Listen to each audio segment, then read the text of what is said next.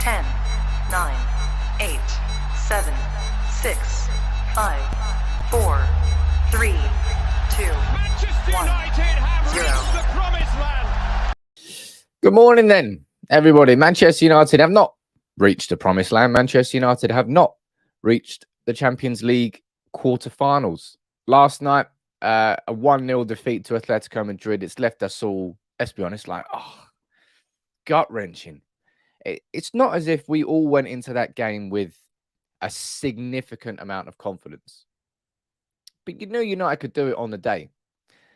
And after that first 40 minutes, it's one of the most complete, intense team performances I've seen from Manchester United in a long, long time. We didn't get the goal that we deserved, thanks to Jan Oblak's face getting in the way of Ilanga's shot. And ultimately, we were left frustrated because our defence let us down. That's not the first time that's happened this season. What I want to do in this video is, look, I want to speak to you about last night. I want to get your opinions on the game. I want to get your opinions on the referee. We're going to speak about Harry Maguire. We're going to speak about Marcus Rashford. We're going to speak about the reaction from Paul Scholes, the reaction from Rio Ferdinand, and the complete fallout to that game yesterday. As you can see from the title, I want to spend the next like 15, 20 minutes talking about that game last night with you. And then I really, really want to focus and knuckle down on what Manchester United need to do from next season onwards, because this cycle has been going on for too long. And it's not just about any sort of individual. I'm going to single out some individuals, but it's not about individuals. It's about sustained change. It's about actual true change and switching the narrative at Manchester United. That's why I think anyway. That's what I want to speak about this morning. Because I tell you what, it's dead easy to come on here and speak after a win because we won. It's so easy to speak after winning. But speaking after losing, it's a lot harder because you've really got to try and focus on the right things. Because I could go heavy-handed into probably wrong conversations from last night. I don't really want to. But look, I'm going to go down to the comments and see who's here this morning. Good morning to you, Carl. Good morning to you, Sar. Good morning to you, Paul and Anthony, and as well. Good morning to you, Simon and Josh and Peter. Plenty of members down here in the comments. Let's see what you're saying straight away. Could any of us have tolerated the absolute battering we would have gotten in the quarters? It's not a way. Look, I know what you're doing there. You can do whatever you need to do to protect yourself, but I'm not going to look at it on it as a positive that we didn't get through to the quarterfinals in any way, shape, or form. You can say what you need to say to yourselves to make it better. Now, I mean, the first point of call, right? This cannot be ignored, okay? It's not the excuse as to what happened last night, but that referee, I mean, I can't remember a worse refereeing performance against us in Europe. You can go back to Nani and Real Madrid back in 2013. And that decision, that red card that changed everything in Fergie's last Champions League game. But yesterday was just we know how Atletico Madrid are going to play, all right? So the fact that the referee refused to give a yellow card out to an Atletico Madrid player was perfect for them. Absolutely perfect for them, because they knew that they could just continue nibbling, continue stopping the game, continue doing what they're doing with the dark arts and stopping any sort of flow from establishing itself. And that's what Atletico Madrid do well. Diego Simeone, he's a fantastic manager. You might not like him, but he's a fantastic manager. And the success he's had there in the decade at Atletico Madrid is unparalleled in their history. And he's pushed himself to become one of the top elite coaches in the world. But that referee truly allowed it all to happen by his blasé approach to the game, by ignoring so many things, by so many odd decisions, like stopping the ball on the edge of Atletico's box when Llorente got an ankle injury, and then refusing to stop the game when Dalot goes down with a head injury. And then even when he restarted the game from the edge of the box, when Llorente did go down and he dropped the ball for us, dropped it 30 yards back. Yesterday was just it was something where I felt everything clicked for like 40 minutes. Seeing United, some of the football United were playing, some of the intensity United were playing. I tell you what, It was completely and utterly true. And I said this in my match reaction, right? The players were completely representative of that crowd from the first whistle to the last whistle. Right at the very start, Manchester United fans were in there singing from well before kickoff, and the players buzzed off that. The players buzzed off it, and the first 40 minutes up until the Lodi goal, it reflected that. The players were enjoying the atmosphere, getting soaked up in the atmosphere in a positive sense. But in that second half, you could hear it. There was nervous silence and nervous tension inside Old Trafford. And the players started to absorb that, like some sort of negative energy. And they got swallowed up by the atmosphere in the last 20 minutes. Just the frustration of it all, playing against a low-block Atletico Madrid team who are doing the dark arts, referees not giving us decisions. They played like fans for the last 20 minutes rather than playing like professional football players. They got swallowed up by the atmosphere, and we couldn't really do anything. And at that point, Atletico Madrid were kind of breezing. Did we even have a chance? I mean, look, the fact that we had to bring Juan Mata on to try and change the game, man. It was a complete and utter sucker punch. It really was. Sucker punch is probably the wrong way to describe it. It's not as if United dominated for 85 minutes of the game and they got a sucker punch goal. They didn't. They got a goal in the first half. They were hitting on the counter attack. We knew they were going to do that. Everything that happened last night, we knew it was probably going to happen, and it did happen. We just didn't have the resolve and the quality on the night to stop it from happening. Now, that's kind of all I want to say on the referee, because I kind of ranted and raved about him last night in my match reaction. I don't really think it's right to just focus on the referee, because what's that going to help and resolve for Manchester United? Absolutely nothing. I'm going to go down to the comments here and see what you're saying at the moment. Don't disrespect Mata, says Jonathan. He's a more creative talent in his little toe than most of them. Yeah, but he's also played absolutely no part in Manchester United's season. And the fact that we have to turn to him is indicative of things not working and us not really having any alternatives to doing that. Because let's be completely honest, right? Marcus Rashford coming off the bench there last night. That was a complete and utter new low for Marcus Rashford. Every touch he did took us into danger, took us away from the goal. And that point there, when the ball was passed to him with like 40 seconds left, all he needed to do was one of the Rashford specials, just absolutely whip one of those crosses in like a shot and hope that there's some sort of deflection from somewhere. Instead, he passed it back to Matic. And this is Marcus Rashford, man. I love Marcus Rashford. I love what he's done for the club since he came through as that 18-year-old off the bench against Midtjylland. But Marcus Rashford there, Jesus Christ. I don't know. I mean, we know he's low in confidence, but that was just an all-new low there yesterday. Paul Bridget, you're saying bad delivery from corners and free kicks as usual. I mean, look, I would kind of disagree on that one. The Telles one where Varane, fantastic. Was it Telles? I think it was. Whipped it in. Varane just got on the end of it. And if Varane had got a little bit more on it, there was about 60% of that goal that Oblak wasn't covering. But it's just the way it goes, right? Rashford played like he was terrified, says Josh. So much pressure on his shoulders. He did play like he was terrified. Every single one of those players in the last 25 minutes played like they were terrified. And when it comes to being a professional footballer an elite sportsman in any sport, if you're an elite sportsman, you're going for the biggest trophies. If you're going for the biggest trophies, you will be dropped into pressure situations. Like the last 20 minutes of a two-legged Champions League knockout game where you've got to perform under the most intense scrutiny. You've got to step up. And Manchester United players didn't have that capability. There's going to be people, I'm guaranteed there's people that's going to be going, oh, look, there you go. There's Ronaldo, scores a hat-trick one week. In fact, they were all over my goddamn Twitter page. Ronaldo did not get a chance yesterday. It's not Ronaldo's job to create chances. It's Ronaldo's job to put those chances in the back of the net.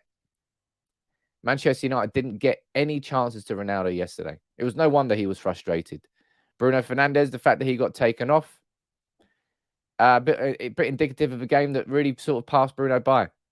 Although he didn't really score that in the first half. That was a really decent shot. Look, there's only one real individual I want to talk about, I wasn't going to speak about him until later. You are damn right I'm doing a video on this later today. Harry Maguire's positioning here. This wasn't the goal.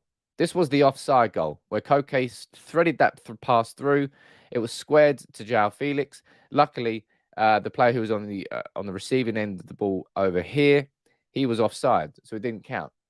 But look at Harry Maguire's positioning here. You got Dalot and Varane and Telles all in a perfect line. And Harry Maguire decided to go, you know what? Fuck that. I'm just going to step forward. This is a man who really, the physical side of his game is the weakest point of his game. Harry Maguire's ability to run forward like that and then come back and cover the space is almost non-existent. Lo and behold, that's where the ball was passed through. That's where the goal came from on the offside. This is where the actual goal happened. Telles, Varane, and you can't see him down here, but Dalot almost in a perfect line. Dalot's a little bit too deep, but that's kind of by the by. Maguire again stepping up aggressively onto the midfielder. What are you doing, Harry?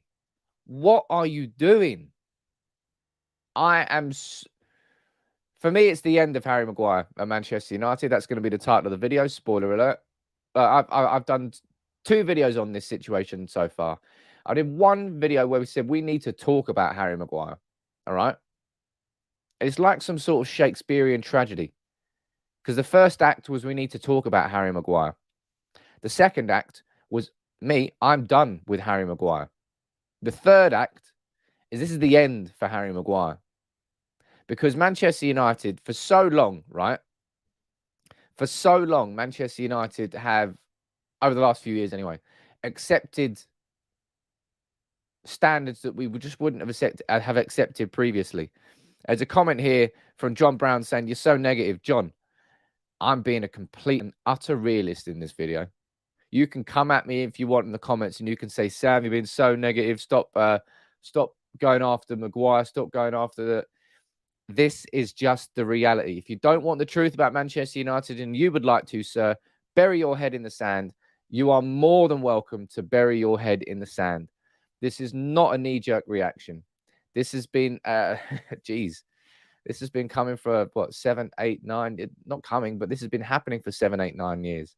But Harry Maguire, I was willing to give him so much time. I'm not anymore. I've reached that point as a fan where it's not about knee-jerk reactions.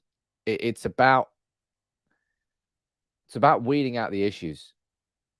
And if that's your captain, and if that's allowed and that's sustained in the team, it's different. It's not going to happen. And as I've said this to you previously, right, ladies and gents, when you are captain of Manchester United, you are held to a different level of scrutiny. You should be, because you're captain. Because with that armband comes responsibility. You have to represent. And Maguire he just does not. Absolutely does not. Peter, you're saying Maguire was an open, where's that comment gone? Maguire was an open invitation last night. Why? Because he's doing the same stupid things for ages. He has been doing that for a lot this season. He really, really has been doing that for a lot this season.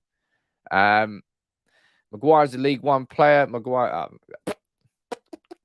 look, man, I'm not gonna. I don't want to get into arguments this morning in the comments. I really don't.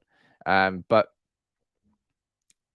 Maguire for me is just symbolic of it all. Really, he's not the only problem. Absolutely far from the only problem. I really worry about Marcus Rashford and his ability to return from this hole that he seems to be in. If you rewind and remember how much we expected of him after the surgery, we were like, if Rashford can play as good as he did last year, prior to that surgery, imagine what he can do with 3 months off. And we all thought that he was going to come back a brand new player, and he's just lost himself.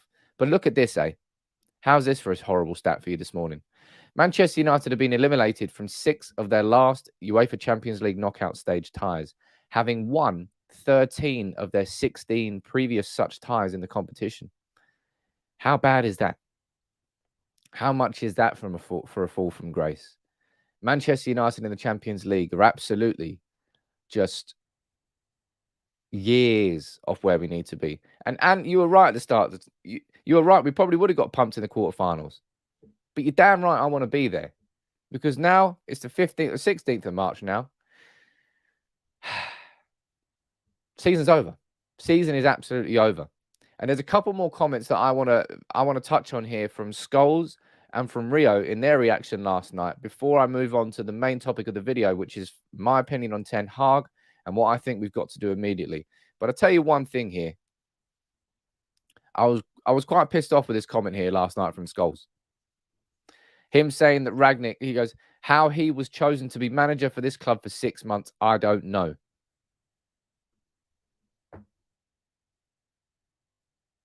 What are you talking about, Paul? What are you talking about? The job that Ralph has come in and done, I think, has been okay. You can't label it as anything more than that now that we're out of the Champions League and we're X amount of points off the top four. But he walked into a viper's nest. And for Scholes to have that sort of energy toward, and I've said this, I kind of sit by and I watch it. I watch it sometimes. Sometimes I comment on it. Where was the fucking energy for Solskjaer from Scholes? It was all about the players. All about the players when Solskjaer was manager. But as soon as Ragnick's the manager, you have no idea why he's chosen.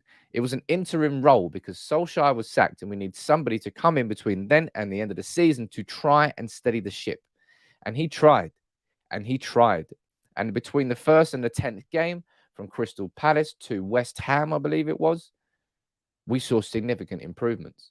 That 1-0 against West Ham, remember that? Geez, happier times, I suppose. 1-0, totally controlled a game of football, clean sheet, decent win against a top six rival at that point in time. Okay, good. We can build on that. And of course, we've gone up and down since, but mainly down.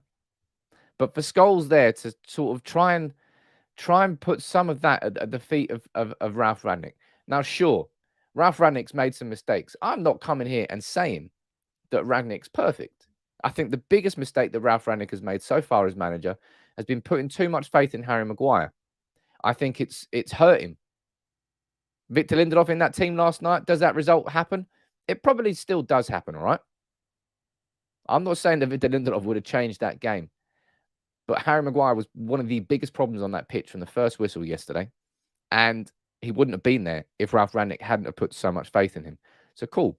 There you go. I can put some blame at the feet of Ralph Rangnick. But to try and say, I don't know why he was chosen to be manager of this club for 6 months.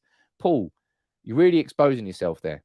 You really are exposing yourself there in not truly understanding what the problems at Manchester United are and why Ralph Rangnick there for a 6-month period and then going into a 2-year consultancy really was one of the best things that Manchester United could have done. And I'm very, very surprised to hear Scholes saying that. Graham, you disagree? You agreeing with Scholes there? Scholes didn't say anything that was untrue. People, man, like, really? Then who else? Okay, you let me know in the comments. If it wasn't Ralph Rangnick coming into the club for 6 months, who would it have been? And don't come at me with Antonio Conte, because he wouldn't have come into the club for 6 months. I'd love for you to tell me, somebody in the comments right now, who would have been a better appointment than Ralph Rangnick for the 6-month period that we had between Ole Gunnar Solskjaer being sacked and us bringing in a new manager in the summer. This was a short-term role only. Who? I'd love for you to tell me in the comments. Gigs, someone's saying. Well, that's a good joke. I appreciate that one. Someone saying Carrick. I mean, Carrick's going to leave with the golden period of this season, isn't he? With a win and a draw and a win. Win away at Villarreal, draw away at Chelsea, win at home against Arsenal. Claudio Ranieri. Oh man, you all are absolutely hilarious in the comments. You are hilarious. Carrick until the end of the season is probably the only semi-fair one that you could come at. But Ralph, I trust in Ralph to go upstairs past this 6 months and actually start to make the differences that we need, because that is what we need. And nobody say Roy Keane in the comments. Seriously, nobody say Roy Keane. Anybody saying Roy Keane, Rooney. Like, you're all stuck in the old boys club. You may as well just go there and just be best buds with Rio Ferdinand and Owen Hargreaves, saying that we need more football people at the club. Yeah, we do need more football people at the club. Not former players because they once wore the shirt. Jeez, that sort of sentimentality is going to get us nowhere nearer where we need to be. Look, I've stood by this for a long time. A long time, ever since before Ragnick came in. I see him as the person that's going to come in and rip up the status quo of how our board structure is, of how any manager who is working at Manchester United and has worked at Manchester United post-Fergie has not had the environment to succeed in. If anything, like Mourinho's success was down to Mourinho. It wasn't down to how much the board complimented him. I'm not physically complimented, you know what I mean? Like, worked alongside him. It was a horrible environment. It was for Moyes, it was for Van Gaal, it was for Mourinho, it was for Solskjaer, and it is for Ragnick. And I think Ralph going upstairs after the end of the season is the only real chance we've got of changing that. And Rio Ferdinand was spot on when he said this after the game as well. Let me find this comment for you, because this is completely true. You know, look, if you go right now and you bring in Mbappe and Haaland this summer, Manchester United are still not winning the league. It doesn't matter who they bring in. The revamp needs to be from the top down. But at least Rio's speaking some sense. Maybe he can speak to his best bud, Paul Scholes, as well. This isn't a point now where we go, right, if Man United bring in a world-class central midfielder, if Man United bring in a new striker and, I don't know, another central midfielder to boost our squad, then we're going to win the Premier League next year. It's not about that. It's not about personnel. Because the reality is, and this is the truth, we all felt this team right now, this squad right now, were one midfielder away from competing for the Premier League title. We all felt that, didn't we? Going into the season, we all had that optimism, that quiet optimism that, you know what, this team could do it. And look at us now in March, and the season is done. Top 4 is done. Premier League, we can't even see the top of the Premier League. Champions League, we're out of it. FA Cup, we're out of it. League Cup, we're out of it. And this is a team that we all felt that was one midfielder away.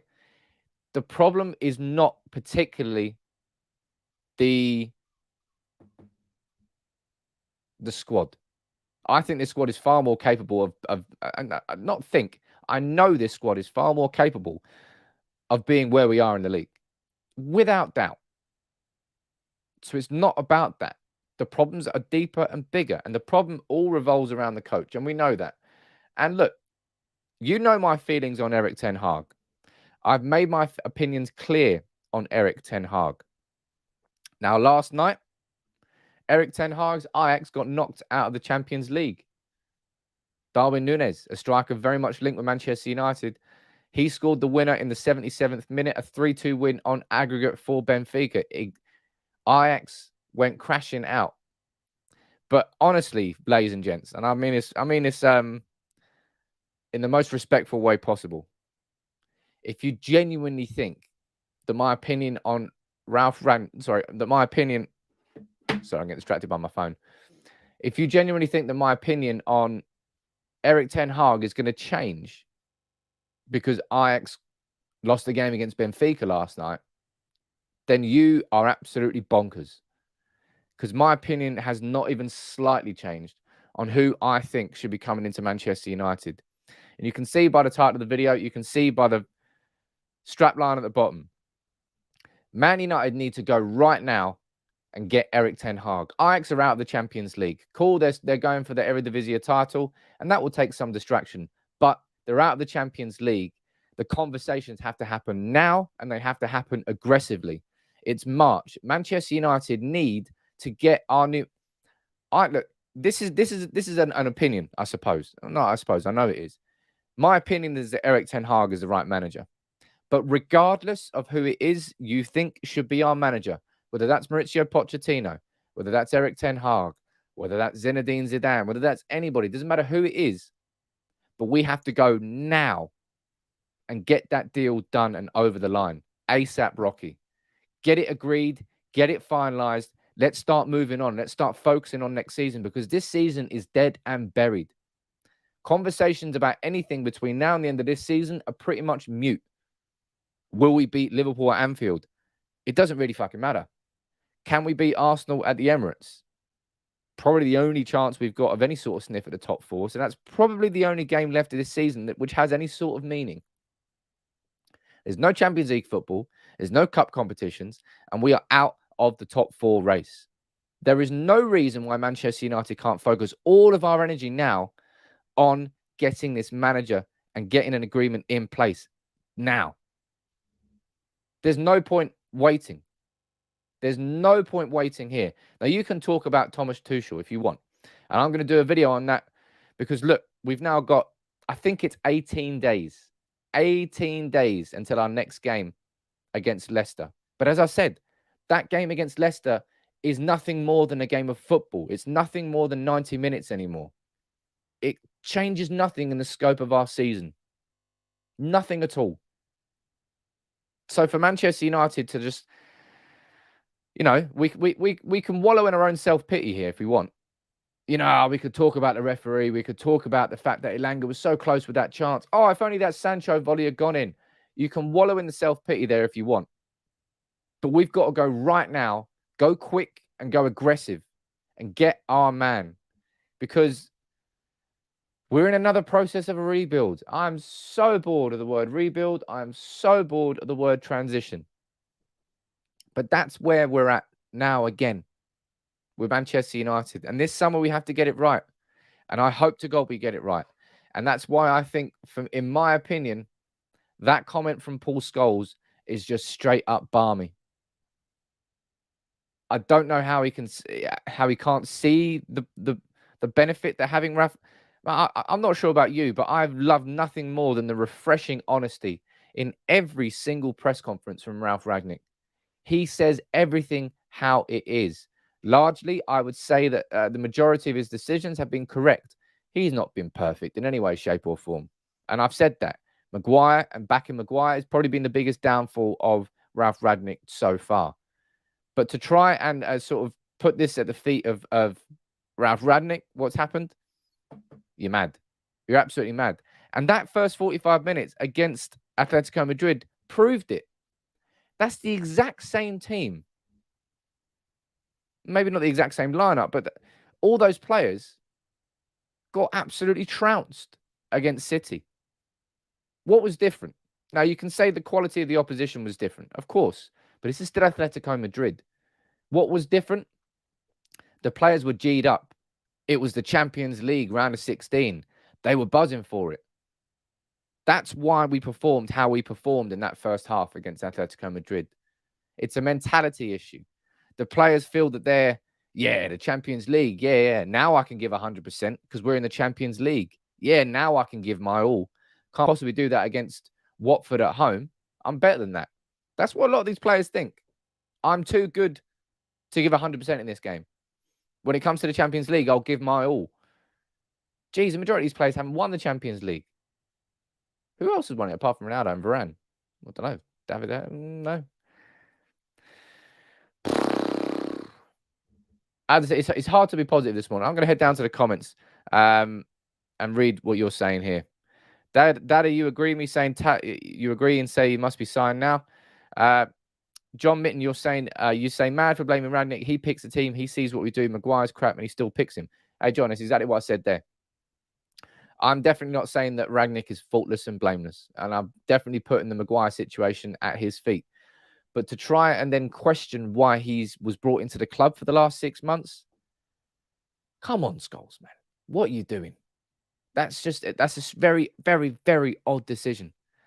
He's talking about full-time manager, Sam. If the manager hasn't full power, what's the point?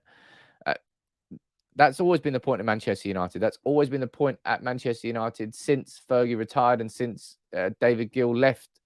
No one's ever been truly empowered as a manager. That's what I said to you. Moyes, Mourinho, Van Gaal, Solskjaer and Rangnick, all of them working in hostile environments. And Ten Hag will have no success at Manchester United if that hostile environment still exists. It's down to Ralf Rangnick. And that's why I think that's probably why I'm more defensive of Ralf Rangnick than I am of most managers, because I can truly see that he is a man that can actually change the status quo, because this has been a cycle that's repeated. It's not down to a lack of spending. We've spent like 1.4 billion post-Fergie. 1.4 billion. If anything, we've overspent. But it's the exact same situation. Manchester United as a squad, very reflective of Old Trafford as a stadium. We're now talking about expanding the South Stand or revamping the entire stadium. And if we were to do that, it would probably cost us in the region of 400 to 800 million. A ridiculous amount. Almost probably enough to build a new stadium.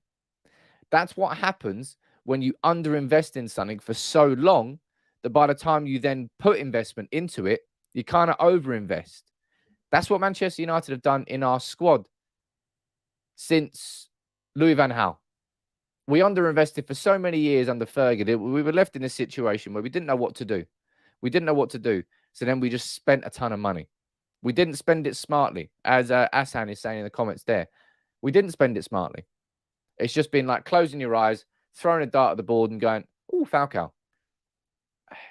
Schweinsteiger. Di Maria. Lovely." That's what Manchester United's transfer policy has been like for the last 8 years. I thought it changed a little bit under Ole Gunnar Solskjaer. He tried to take it into a direction, but his direction was misguided. Maguire and Wan-Bissaka, that's £130 million worth of defence.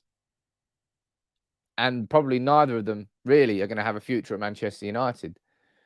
But Ralph is the man that can go upstairs and actually bring some intelligence, some understanding, some clarity, some actual long-term planning to our club. And that's why when I see comments like this from Scholes, I probably maybe overreact slightly. RD man, what are you saying down here? Sam, you ignored me when I said nothing would change. We're getting rid of Ole. Couldn't see the forest from the trees. Slapping you in the face now, pal. Look. At what point did I say that anything would massively change after getting rid of Ole? At no point did I ever all of a sudden imagine that Manchester United were going to cruise into the top four. I knew that Ole Gunnar Solskjaer's time had come to an end. It hurt me. I mean, you know full well here on United People's TV that I properly defended Ole Gunnar Solskjaer the whole way through.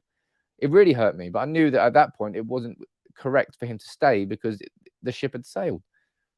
I didn't expect Ralph Rangnick to come in and all of a sudden us to be blasting teams 5-6-0. But I saw Ralph Rangnick coming in, and this is exactly what I was explaining there, being the bastion for this change that has to happen. And as I said, I see, and I will stay firm on this, I see absolutely no reason why Manchester United now don't aggressively go for Erik Ten Hag or Poch. Whichever one it is, United, just make your goddamn mind up, right? You all know my opinion on the fact that I think it should be Ten Hag over Poch.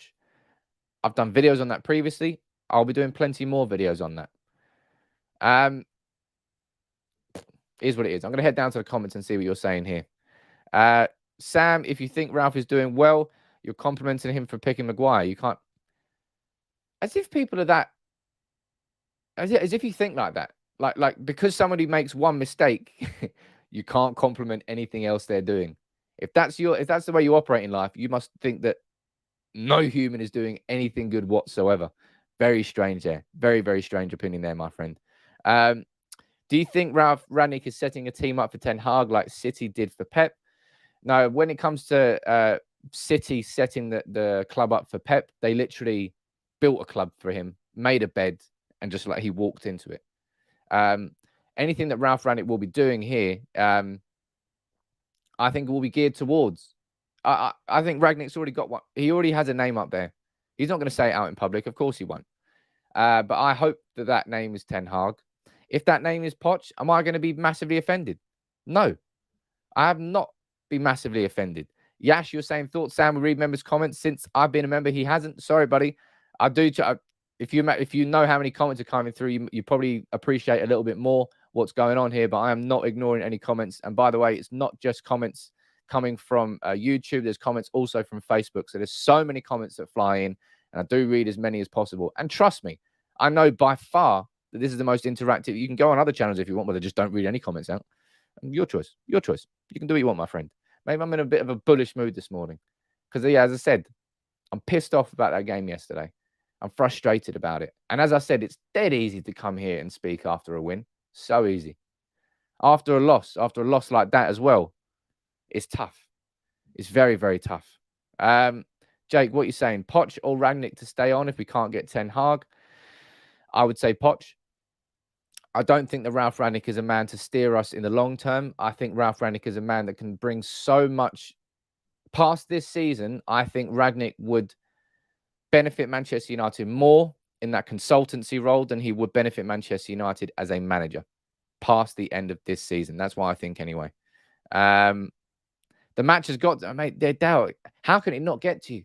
How can that game not get to you? I think that the utter frustration of what you saw with the referee, and I suppose it's the carrot that United dangled, isn't it? That first 40 minutes against Atletico Madrid, we were playing with such great one-touch football, such great aggression. The pressing was perfect. And it was the whole team together. We were sweeping to the right of the pitch when the ball was there. We were moving to the left when it was there. We were good at covering each other, good overlaps, just excellent football. And Fred looked like Redondo. Some of the stuff that he was doing was disgusting. As Jeff said there, yeah, can we give Fred some praise? He had some. Fred always has a decent game. Mate, always. Okay, that's a bit hard. That's a bit over-exaggeration. Fred absolutely is a decent central midfielder when you can play him in the number 8 role. That's always been the case with Fred. That's where he played with Shakhtar Donetsk. It's why we signed him for £30 million. And we've seen that. We saw it there yesterday. Yash, you're saying that AWB needs a back 5. If he needs a back 5, he can get out of the club because he's not getting a back 5 at Manchester United. I do not want Manchester United to be to be playing in a back 5. So if that is the reason, toodle pip. For 40 minutes, says Ray, the best football Fred has played for United. Outstanding. It was outstanding, mate. It's a shame that's sort of been forgotten about now, isn't it? Been absolutely forgotten about. But that's what happens in knockout football, eh? That's why we love the Champions League so much. So much is riding on it. You're sitting there on a knife edge, and you know that at the end of that 90-minute period, you could be jumping for joy, spilling your beer, because United have just made it through to the next round. Or, boom, you get sucked into this. Yeah, you just get sucked in, doesn't it? It takes over. And the fact that referee was so, I would say, incompetent yesterday, utterly incompetent, it leaves that sour taste in your mouth. I don't think it's as sour a taste as the Nani red card against Real Madrid, if I'm being completely honest. That was Fergie's last game. We were in that match. We had the first leg at the Bernabeu. That one really, really, really stung. This one stings, but I think we all accepted that we probably weren't going to win the Champions League this year. Well, I say we all definitely accepted we weren't going to win the Champions League this year, but we wanted to get through to the quarterfinals anyway. BR7, what are you saying here, my friend? Sam, what I was saying is, if every United fan or pundit says Maguire shouldn't start and Ralph can't see it, I question the way he looks at football. I don't particularly know, if I'm being completely honest, what Ralph is doing with Maguire. Why he's been continuing to play Maguire. Why Maguire's been afforded more opportunities. He hasn't deserved them.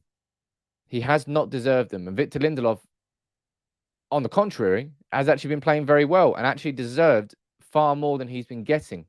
So yeah, that is, as I've maintained in this video, and I've maintained the whole way through, it's definitely the biggest flaw, I would say, of Ralph Rangnick's tenure as manager, is the fact that he's given Maguire just too many opportunities. And I don't really know why. And yesterday, they stung him. They stung Manchester United. Had Maguire not been in that team, would it have been a different result? We can't say that with utter confidence, but it might have been. And that's what's going to frustrate fans. Sigmund, what are you saying, sir? Looking toward a rebuild, who could we bring in player recruitment-wise alongside Ten Hag from Ajax? Time to wipe the slate clean. 0 contract renewal. Sigmund, I don't know whether now is the right time to speak about individuals, but if you're looking at that team, you're probably going to say Anthony's going to come in. He'd be a fantastic right winger for Manchester United. Probably Gravenberch's coming in from midfield. I can't imagine that Ten Hag is going to do a raid on his former team. All right. I don't think he's going to do a raid on his former team. I think he's just not that he's above that, but I don't think he'd want to do that to Ajax. He might bring a player in, and maybe Anthony will be the best one in that example. But I think any good coach comes in and gets far more from this squad straight away, even without any signings. But we all know that midfield signing is the one we need. Brian, over on Facebook, what are you saying here, buddy? Love your honesty, Sam. There is guts of a good team there. And if they get a top coach who bring in his own additions over a 3-year period, and that's a big issue here that we've got, a big issue because of Manchester United's inability to stick to a long-term plan, because of Manchester United's inability to stick to one manager, which is the kind of the case in modern football, right? You've got a squad now that was built by Mourinho, Solskjaer, probably a bit of Van Halen there as well. So a squad that's a bit of a medley, a fruit salad bowl, different ones in there. It's not really, it doesn't necessarily go with each other, but it's just all in there together. So it means that we're going to have to go through at least one painful season, right?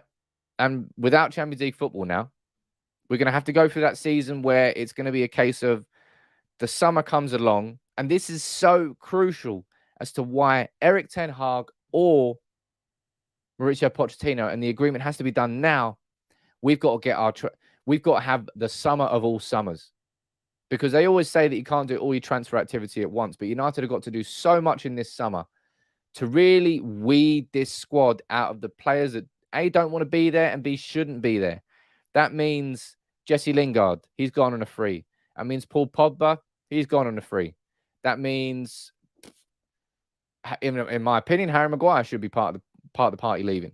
Aaron Wan-Bissaka probably part of the party leaving. The reality is you're not going to do a football manager type summer, right? You're not going to get rid of 9 players and bring 9 players in. That doesn't really happen in football, all right? That's not in reality. So we need to look at the biggest, the most prevalent examples of things that are problems in this side of the squad and change that. But the best chance we have of getting more done this summer is getting a deal for a manager in right now. Right now. Before the end of April, I want Manchester United to have announced a deal in principle to bring in either Erik Ten Hag or Mauricio Pochettino. That then gives us, 4 or 5 weeks before the end of the season to start planning stuff out properly. For Ralph to be thinking about his consultancy role, and for Manchester United to be gearing things towards what they need to do. Because the season is done. It doesn't matter what happens against Leicester. It all of a sudden doesn't matter what happens away at Anfield. Imagine that. Imagine that. We've got a dead rubber game at Anfield. I never thought I'd see the day of that in the Premier League. There's never a dead rubber game against Liverpool. We've got one now at Anfield. Unbelievable. Anthony, you're saying that could have been Ronaldo's last Champions League game. I don't think it will be. But yeah, I suppose it could be. Will he stay and play in the Europa League next year? That's going to be a different conversation we're going to have in a separate video. Cameron, you're saying they usually spend a lot with new manager and Europa. That's typically how Manchester United operate. We know the strategy, right? We know the strategy is when Manchester United don't finish inside the top 4, Manchester United spend big. That's what we've done for a long, long time.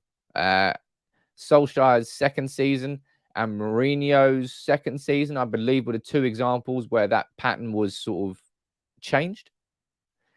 Will that change this year? Well, we're outside the top 4, so I suppose it will. Yash, you're saying that you wish we got a DM on loan. Hey, man, I think you know full well that I've been banging the DM drum. I was banging the DM drum before we signed Jadon Sancho and before we signed Jadon Sancho last summer. For 2 years, I've been begging for Manchester United to sign a defensive midfielder because I can see where the problems lie. And even if we have Jadon Sancho, he looks great. Look at him now. Fantastic player. Do you really change much of the fortunes of the club? No. Would a defensive midfielder have changed more? Absolutely, yes. BR7 saying fans need to focus on getting Maguire out of the club. Reality is fans won't change a goddamn thing about what players leave and what players stay at Manchester United. That is down to the club. Simple as that. But I'm going to do a video straight after this. I've already got it prepped. Yeah, man, I'm done. I'm really, really done. Really, really done with Harry Maguire. Manor, how you doing down there? You are saying, a question: if you're a good manager and you have never been a United fan at some point in your life, would you take the opportunity to be a United's manager? I think that's a rhetorical question, Manuel. It doesn't matter what happens to Manchester United. We will always be one of the biggest clubs in the world that pretty much any manager would love to manage. Because if you're a top level manager and you back yourself, imagine thinking that you could be the manager that steers Manchester United back on the right path. You go down in folklore. You go down as a legend, as part in the history of one of the biggest clubs in the world. Every top manager in the world would want that. Ryan, how you doing down here? I'm really speechless. This team looks so dead to me, and I can't see any future with his owners. They are way too incompetent. We needed proper football people upstairs. And Ryan, let's hope that Ralph Rangnick is the beginning of that, the true beginnings of that. John Murtough, has he been the beginnings of that? Maybe. And I can't make too many assumptions about the right or wrong things that John Murtough has been doing. But for me, because of, I now know Ralph. Well, I don't know Ralph personally, but I've seen how Ralph operates. I love his honesty. He's only got one direction. You know, he's not a man who's sort of shrouded in mystery. He's not a man who comes into the press conference with anything pre-prepared, talking about football heritage. He's not a man who comes in and he's a man that comes in and it feels like he doesn't have an agenda. It feels like Ralph Rangnick's only agenda is to do a good job and do it properly and do it in the best way he possibly can. That's the feeling I've always got from Ralph Rangnick as a manager, and I found it extremely refreshing because football's just full of smoke and mirrors, and I don't think he's got any. I think he's a very direct person, and I like him. And I think out of all the managers that we've had, he's one that could genuinely go upstairs into that consultancy role. Hopefully that gets formalized into like a football director, a proper football director role, or even a director of operations, one of those two, and make the change. And that honesty, man, you have to appreciate that honesty. Maybe you don't appreciate that as much as I do. But given what's happened to Manchester United for so long, I really, really appreciate that honesty. Hey, Steve, nice to see you down here in the comments again, buddy. Thank you very much for your super chat. The Glazers will always be your biggest enemy to Manchester United. The terrible owners. And as an American, I hate them because it gives us American a poor reputation in Europe.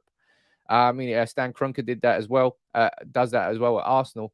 But yeah, the Glazers, we all look, people, you don't have to come here on United People's TV to tell me how bad the Glazers are. You will see everything that I've been saying and doing against the Glazers for years now and will continue to do against the Glazers until they do not own Manchester United.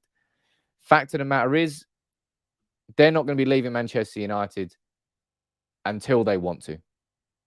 Doesn't matter how many protests, and I don't mean to say this in a negative sense. I truly don't. But the Glazers will not leave Manchester United until they want to, until they get an offer that they want to accept. That is when the Glazers will sell Manchester United. Now, we hope that we could push it after the European Super League collapse, and we tried, and it didn't do anything. But then at the same time, what are you going to do? Who's going to buy Manchester United? Do we really want to be do we want to become a state-backed club and basically become the type of club that we've hated in City and in Chelsea? That's going to come with moral implications, which are all very, very different to the Glazers. Equally as bad. Let's go down here and see what else you're saying in the comments. On a serious note, who is going to leave in the summer? Brandon, as the season progresses, probably toward... Look, we've got 18 days now. 18 days until the next game against Leicester. I've said this to you before, and I'll say it again now. I've got a lot of... What I like to do at United, here on United People's TV is, as much as possible, pause and start looking further ahead. So I'm going to be doing an in-depth video on Ten Hag, on his coaching style, his philosophy. What would actually happen if he came into Manchester United? It's what I did on Ralph Rangnick, on Zinedine Zidane, and Brendan Rodgers in that international break before Solskjaer was sacked. I'm going to do that again in these 18 days. There's going to be one on Ten Hag, and there's going to be one on Pochettino. And maybe if there's someone else you think that should get his hat thrown into the mix, maybe I can put him into the mix as well. I don't think it's really going to be anything other than those two, though. I'm also going to be taking a look ahead to the summer. Who should we keep? Who should we sell? I'm going to be taking a look at Ralph Ragnick and what's going to happen if he goes upstairs. There's a lot of these bigger conversations that we need to have, that we need to focus on. Because we can focus on individuals. And I tell you what, today I will be focusing on an individual. I will be focusing on our captain, Harry Maguire. But it's what our club needs to do. It's why I titled this video the way I titled it. We need to go and get Ten Hag or Poch. Make your mind up, United. Make your plan, stick to it. Don't all of a sudden get distracted by Thomas Tuchel because of Russia being involved with the war in Ukraine, because of Abramovich now being sanctioned as a consequence. All of a sudden, Tuchel is a conversation you can have. That's not long-term planning. That will be reactive rather than proactive. That's what United cannot afford to be. Let me go down here and read a few more of your comments. As I said, I always try to be as interactive as possible. And I do try to listen to as many of your comments as possible. So please, if you would consider, even after yesterday, subscribing to United People's TV. It's basically a therapy room after losses like that. It really, really is. What's my thoughts on De Gea, says Mr. Ban. You think he's not commanding enough? De Gea's never been commanding enough. But De Gea is also not the biggest problem at Manchester United. I would say he's part of a problem that Manchester United have when it comes to the modern style of football. The goalkeeper is effectively a sweeper now. You look at Edison, you look at Addison, somebody that you can trust to play the ball through. Sometimes De Gea can be good at it, but 9 times out of 10, De Gea is probably going to look for like a 30-yard diagonal pass or a little bit further. And it doesn't really always work out. Rarely. He did it once yesterday to Scott McTominay. He sort of dummied, I can't remember who it was that was going down on him. He dummied him and then passed it straight through to McTominay. I was like, oh, don't see that much from De Gea. I thought it was a really good pass. Rarely do you see that from David De Gea. So I wouldn't say he is the problem at all. But I would say he's a problem in terms of the modern style of football that we should be going towards. Xavi is saying that we're able to... Who gives a crap about top 5? Seriously. This season is done, right? This season is completely done for me. I'm going to be extremely surprised if Manchester United get into the top 4. Pleasantly surprised. But Arsenal have got to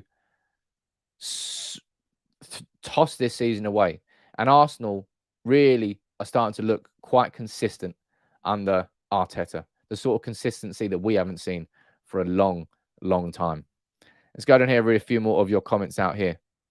But could put up with 2 years of hardship if we could see developments in the team at least playing for the badge. It will take time and could suffer for a couple of years of mediocrity if we see progress. We've already had 8 years of mediocrity. That hasn't really helped us. I just want United to be heading down the right path, man. I still don't know what path that's going to be. That's why I'm saying get a Ten Hag deal agreed ASAP or Poch. One of them, make your mind up, Manchester United, get it done. Then we can now really focus on next season. As a club, as a set of fans, we can say, right, we know that Poch is coming in as manager. What does that mean? What does that mean for these players? Then you say we get Ten Hag in as manager. What does that mean for this squad? Who's not going to suit that? I mean, who do we get in? We've got to start planning with as much time as possible. And given that we've ruined this season now, we need to focus on that. And you're sending in a super chat. You must have something important to say. A mansion is worth nothing if it's built on quicksand. Strong foundations first with the staff and build from there upwards. Plan for the long-term success. An excellent comment there, Ant. And yeah, Manchester United, we're a bunch of mansions. We're an estate built on quicksand. You've got Ronaldo, you've got Sancho, you've got Maguire, you've got Varane, you've got Bruno Fernandes, you've got Marcus Rashford, you've got so many players inside that squad that loads of other teams would love to have. But instead of it working coherently, it just works like it did against Spurs and worked like it did in that 40 minutes in the first half against Atletico Madrid before they scored, but ultimately collapsed and folded in front of us like a crumbly biscuit. That's what Manchester United were in that second half. And as I said to you at the start of the video, that was United getting sort of sucked in. They got Manchester United's players completely reflected the atmosphere. Inside Old Trafford, it was ferocious for 40 minutes, and the players were ferocious for 40 minutes. And the last half an hour, it was like a hostile, intense atmosphere. You could cut the tension with a knife. It's exactly how the players played. Like they were all playing with straitjackets on. Matt O'Neill saying down here, do you think Ronaldo was an emotional purchase? Ronaldo was definitely not a planned purchase. That's what I said at the time. Well, absolutely maintained. I wouldn't say it was purely emotional, but very much it wasn't part of the long-term strategy. It was a reactive signing, and we took an opportunity when it was there and presented ourselves. I suppose if we were to go and get Thomas Tuchel right now, I would say that's a managerial equivalent of going and getting Ronaldo. It's not a person that we've had any sort of long-term plan towards getting. Not really been a name that's been part of the conversations, but all of a sudden he's available. Boom, go and get him. Screw up any plan he had before. And that's probably why I'm so against the idea of Thomas Tuchel, but I will do a separate video on that. But look, I'm going to wrap this up today because, yeah, that's how I feel. Like, United for the last 8 years, ever since I had a season ticket, I'm basically the problem. I'm not the problem. Fergie retiring is the problem. But yeah, my first season ticket year was David Moyes. Timed that very well, didn't I? But United seem as far away as they ever have from winning the Premier League and winning the Champions League. Whoever comes in next, of course I care whether it's Ten Hag or Poch, but I just want that to be agreed and done. I want United to get it done and over the line ASAP. Start planning properly for next season. Let's not wallow in our own self-pity. Let's have this wallow in this morning. We'll talk about it now. We'll talk about it in my video on Maguire that I'm going to do next. But from then onwards, let's flip the switch. Let's start focusing on next season. That's what United have to do now. Every game we watch is going to be a dead rubber from now on. I'm not going to enjoy it. You're not going to enjoy it. It is what it is. Thank you all very much for joining in this morning. I hope it's helped. I try to be as honest as possible. I've got no agenda. I've got one agenda. That's a lie. I've told you what my agenda is, and that's Man United. I want what is best for my football club, not on an individual basis. I'm not driven by any sort of player who I think is better than the others. If a player's shit, I will call that player shit. If a player's playing great, I will praise that player. If a manager makes mistakes like Ragna has been doing with Maguire, I will criticize him. But I won't lay all of this at the feet of Ralph Rangnick. I think that's balmy from Paul Scholes to try and do so. Look, check out my video I'm going to be doing pretty soon, before lunchtime, on Harry Maguire. And try not to watch football today. Just do something else.